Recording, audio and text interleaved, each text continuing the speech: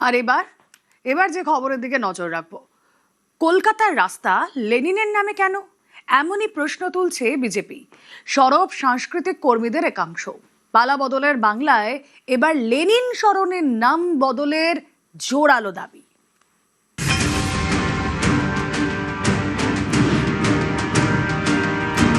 যার সঙ্গে ভারতের কৃষ্টি, কালচার, সংস্কৃতি, যে ভারত নামটা জীবনে হয়তো মুখে আনেনি, যে ভারতবর্ষ বলে একটা দেশ আছে কিনা সেটাও জানতো কিনা আমি জানি না, তাকে এত গৌরবান্বিত করার এখানে প্রয়োজনটা কি? বিজেপি জন্মের আগে থেকে লেনিন স্মরণীয়, আসলে কোনো কাজ নেই। তৃণমূল একই কাজ করেছিল, নাম বদলাও, রং বদলাও।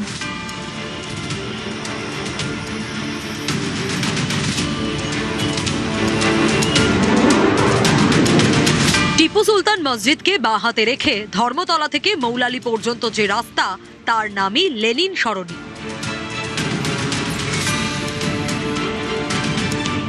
রুশ বিপ্লবে বলশেভিকদের নেতা ভ্লাদিমির লেনিন,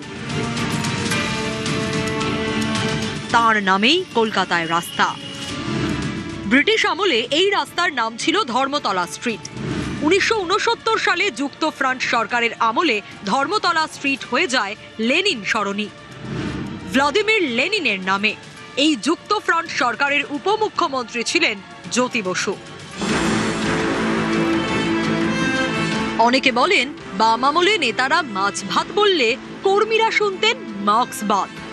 বামপন্থা মিশে গিয়েছিল বাঙালির আটপৌরে জীবনে। তাই কলকাতায় যখন লেনিনের মূর্তি বসানো হয়, হয়তো কেউই প্রশ্ন তোলেননি। এই কলকাতাতে এদের মোগল পাঠানের নাম থাকবে না, বিদেশি ভগিনী নিবেদিতা ছাড়া অন্য কারোর নাম রাখার ক্ষেত্রে 5 বার ভাবতে হবে। পালা বদলের বাংলায় এবার লেনিন সরণির নাম বদলের দাবি। বিজেপির প্রশ্ন, কলকাতার বুকে কেন লেনিনের নামে রাস্তা থাকবে? বাংলার ইতিহাসে কিংবা বাংলার সংস্কৃতিতে লেনিনের অবদান কি?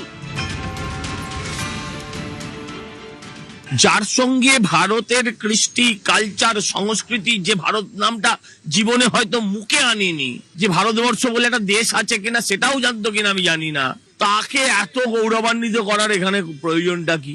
রবীন্দ্রনাথকে অনুসরণ করে বলছে আমরা বিদেশিতে অনেক পুজো করলাম, এবার দেশের ঠাকুরের পুজো পাক না, লেনিন সরণির নাম পরিবর্তন হবে, ওটাই বুদ্ধদেব বাবুর নামে হলে আমাদের তাতেও কোনো আপত্তি নেই। আমি শুধু মনে করিয়ে দিচ্ছি সজল বাবুকে, উনি তখন তৃণমূল ছিলেন যখন জ্যোতি বসু নগরের নামটাকে ওরা বদলে দিয়েছে। বুদ্ধদেব ভট্টাচার্যের নাম করা উচিত তো বটেই, করতেই পারে।